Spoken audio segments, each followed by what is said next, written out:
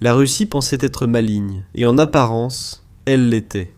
Après qu'une des usines les plus importantes a subi plusieurs frappes de drones, la Russie a construit une immense cage de protection autour de tout un bâtiment pour le protéger des véhicules aériens sans pilote.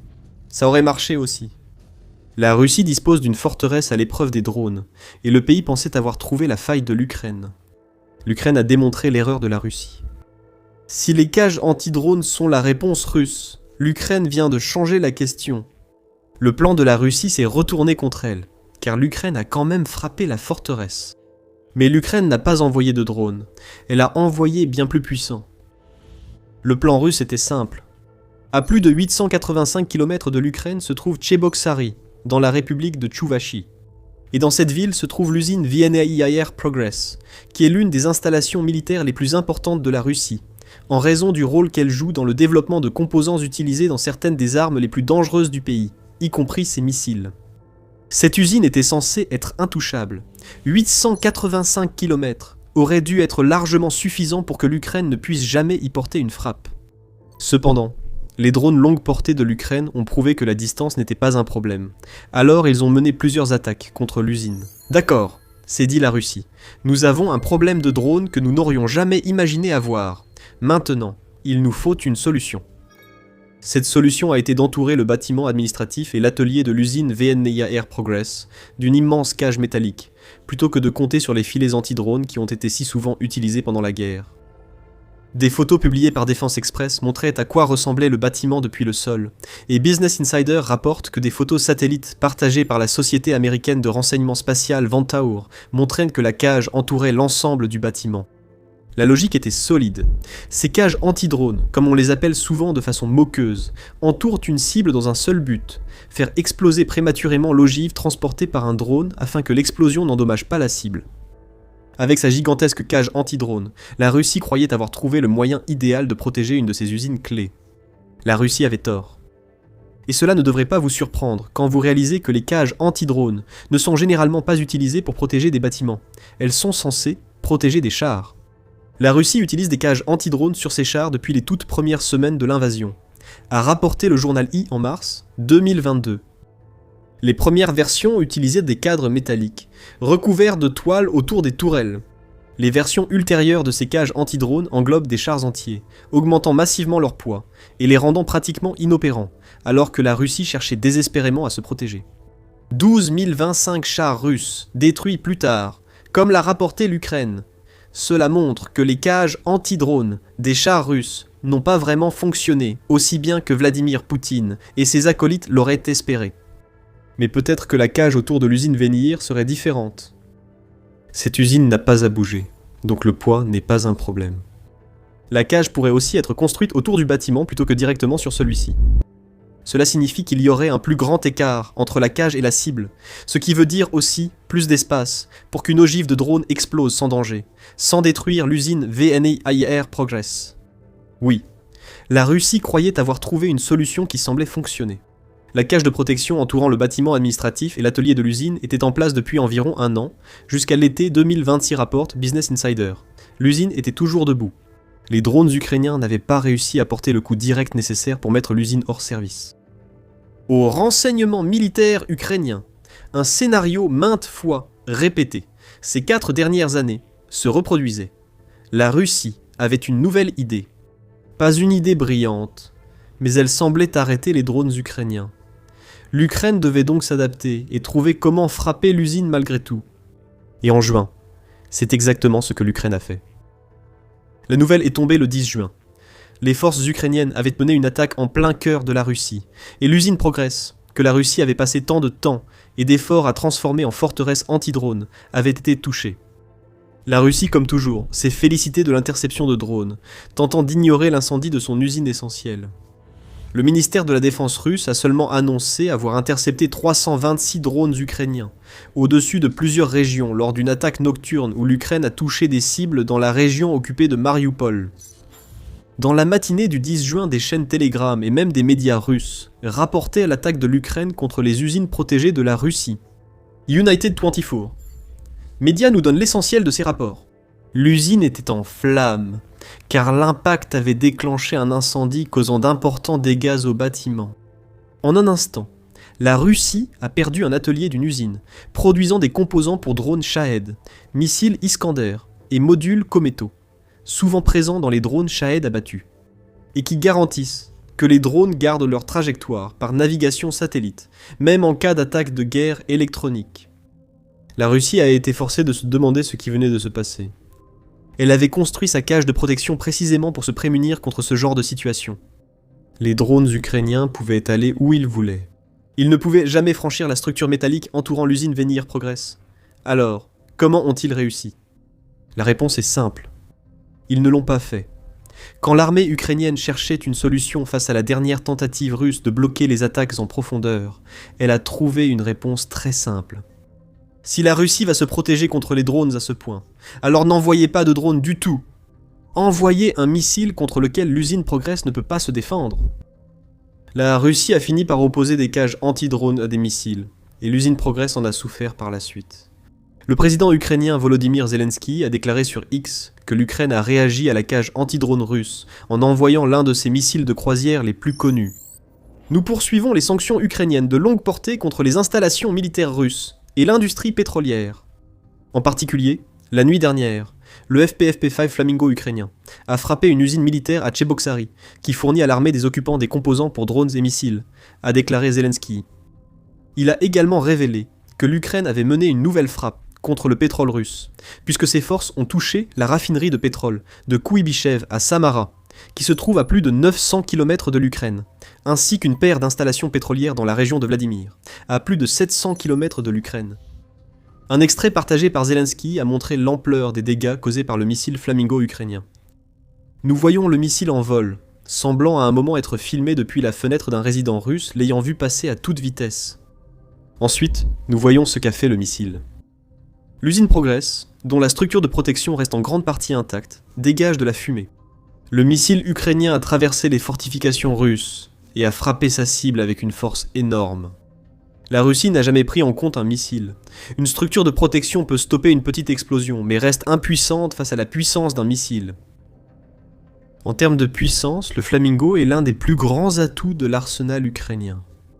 Mesurant entre 10 et 14 mètres, soit 33 à 46 pieds, le Flamand Rose est la version ukrainienne d'un missile de croisière, et il permet à la nation de frapper fort et en profondeur des cibles à l'intérieur de la Russie.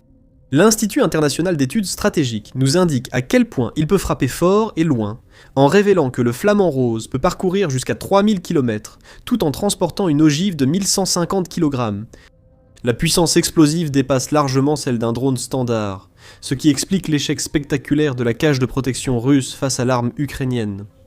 Malgré sa taille, son manque de furtivité et sa vitesse subsonique, le Flamand Rose ukrainien a parcouru près de 1000 km jusqu'à une usine que la Russie croyait sûre.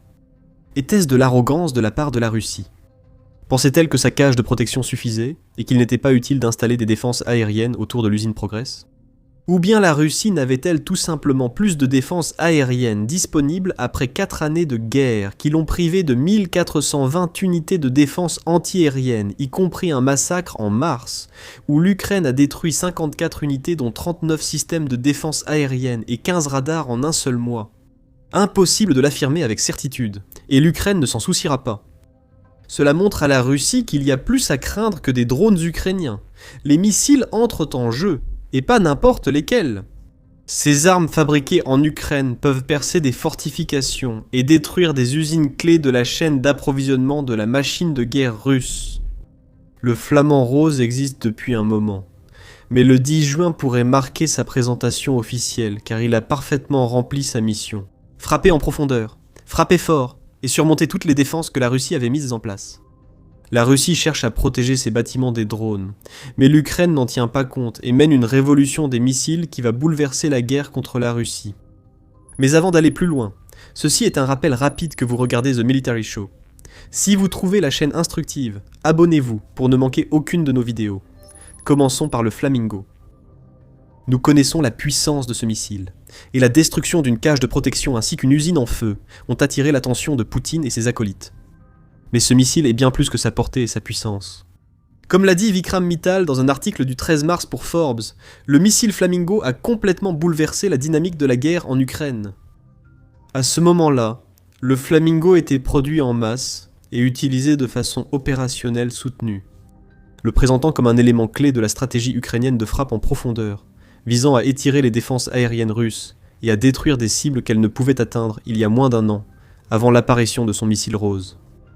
Mittal a indiqué que l'Ukraine avait déjà frappé plusieurs cibles russes de grande valeur, révélant à chaque fois 3 tendances très inquiétantes pour la Russie. Premièrement, la taille des salves est passée de lancements isolés à des volées coordonnées de 4 à 6 missiles. Deuxièmement, la distance des cibles a augmenté, la dernière frappe ayant touché l'intérieur de la Russie. Troisièmement, l'efficacité des missiles progresse, car plusieurs ont franchi les défenses aériennes russes et atteint leurs cibles, selon Mittal. Ensemble, ces 3 tendances forment la stratégie de frappe à longue distance de l'Ukraine. Elle arrive à maturité, au point où elle peut non seulement frapper plus fort qu'auparavant, mais elle devient aussi plus dangereuse du fait qu'elle peut lancer des missiles Flamingo et des drones en quantité suffisante pour que les défenses aériennes russes ne puissent rien y faire. Vous vous souvenez peut-être que la Russie a affirmé avoir abattu 326 drones le jour où le missile Flamingo a frappé l'usine Progress. Combien de ces drones étaient des leurs pour tromper les défenses russes et permettre au missile Flamingo de percer la protection? Nous ne le saurons peut-être jamais. Mais c'est ainsi qu'apparaît une stratégie de frappe aboutie, avec le missile Flamingo en son centre. La création du missile Flamingo marque un nouveau stade de maturité pour l'industrie de défense ukrainienne. En 2022, une frappe comme celle du 10 juin aurait été impossible, même avec les missiles envoyés par les partenaires occidentaux de l'Ukraine. 4 ans plus tard, l'Ukraine maîtrise la fabrication de ses propres missiles de croisière et peut désormais en produire suffisamment pour ne plus limiter leur utilisation à des frappes occasionnelles. En privilégiant la viabilité opérationnelle à la perfection, l'Ukraine peut produire massivement des missiles Flamingo, rendant la stratégie russe basée sur la distance et les défenses anti-drones obsolètes. Cette stratégie ne fonctionnera plus. L'Ukraine a les réponses à toutes les questions de défense que la Russie pose. Si la situation est déjà inquiétante pour Poutine et la Russie dans son ensemble, il y a ici un enjeu plus vaste. Ce n'est pas seulement le flamant rose qui déchire les pages de manteau qui fait trembler Poutine dans ses bottes. Ici, la Russie s'agite sans réussir à stopper les frappes ukrainiennes en profondeur. Cette situation va empirer, car le flamant rose n'est que la pointe d'un iceberg en forme de missile que l'Ukraine s'apprête à lancer contre la Russie. Nous savons déjà à quel point Poutine a peur des drones ukrainiens. Cette peur explique l'installation d'une clôture autour de l'usine Progress. C'est pourquoi des filets anti-drones entourent aussi la résidence de Poutine à Valdaï. Le dirigeant russe pense que si l'Ukraine veut causer des dégâts, ce sera toujours avec des drones, mais il se trompe. Le 10 juin et le Flamingo le prouvent. Mais le problème bien plus important pour la Russie, c'est que l'Ukraine est en train d'opérer un virage vers les missiles, un changement que personne n'aurait pu prévoir il y a seulement quelques années. Comme l'a souligné l'Atlantic Council dans un article du 2 mars, le Flamingo n'est que l'un de plusieurs missiles qui sont déjà utilisés ou en cours de développement par l'Ukraine. Des millions sont investis dans une industrie de défense nationale qui crée son propre marché de missiles, selon le Conseil. L'Ukraine a déjà un plan pour développer vite ce marché. L'Ukraine sait déjà encourager les idées, favoriser le développement et accroître la production grâce à son expérience récente avec les drones. Nombre de ces concepts s'appliqueront aussi au marché des missiles. Le ministre de la Défense, Mikhailo Fedorov, confirme que le ministère agit comme un investisseur en capital risque, accordant d'importantes subventions aux entreprises développant des missiles et technologies associées. Parmi les hauts responsables ukrainiens, Oleksandr Syrski, commandant en chef des forces armées, défend aussi activement les missiles. Le 9 juin, le New Voice of Ukraine a rapporté que Syrski a publiquement soutenu un plan visant à transformer les forces de missiles et d'artillerie de l'Ukraine d'ici 2030. Ce plan prévoit que l'Ukraine remplace les missiles et roquettes soviétiques par des alternatives modernes et locales, plus efficaces. Les missiles occidentaux seront toujours accueillis et utilisés par l'Ukraine. Cependant, l'Ukraine ne dépendra plus autant de ces missiles qu'auparavant, car elle se concentre désormais sur un type de production nationale que la Russie pensait impossible.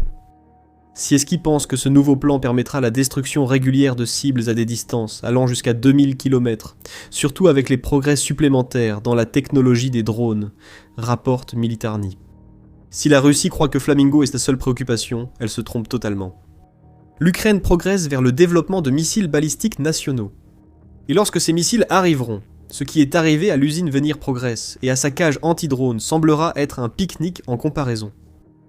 Le 4 juin, Défense Express a rapporté que Firepoint, l'entreprise à l'origine du missile Flamingo, avait effectué le deuxième lancement connu de son missile balistique FP-FP7. Ce test était intéressant pour diverses raisons, car il s'agissait de la version FP7X du nouveau missile de Firepoint, variante du modèle que l'Ukraine prévoit d'utiliser pour intercepter les missiles russes entrants. Cependant, cet intercepteur est basé sur le FP7, et le deuxième test mené par Firepoint a été à la fois un succès, et a offert la première preuve que le nouveau missile balistique de l'Ukraine est capable de vol guidé.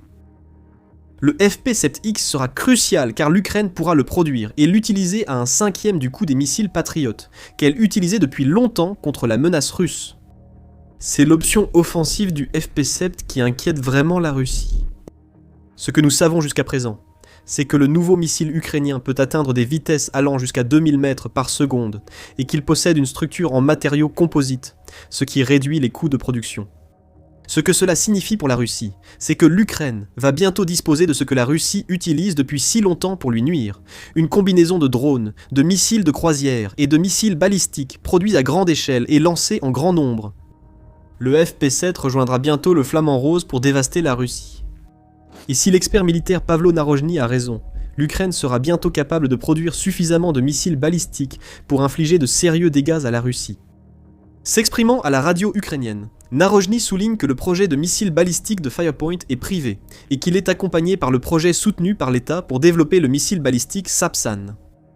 Les données sont partagées. Les deux missiles avancent. Selon Narojny, l'Ukraine pourra ensuite produire plusieurs dizaines de missiles balistiques par mois.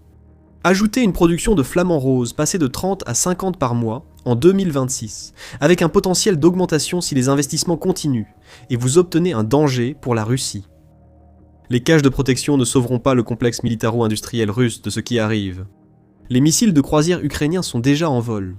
Ces missiles balistiques suivront bientôt, et la seule réponse de la Russie consiste en des cages métalliques autour des bâtiments pour stopper les drones. La Russie pensait être très maligne, mais l'Ukraine a prouvé une fois de plus que la Russie a toujours 2 longueurs de retard sur la réalité de la guerre. Les missiles arrivent. Les drones ne s'arrêteront pas.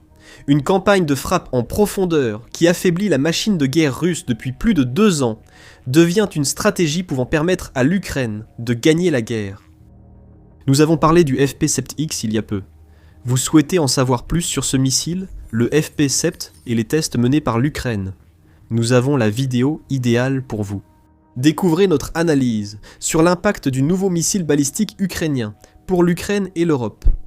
Et si vous avez apprécié cette vidéo, n'oubliez pas de vous abonner pour recevoir chaque jour votre dose de The Military Show directement dans votre fil d'actualité. Et merci, comme toujours, de nous avoir regardés.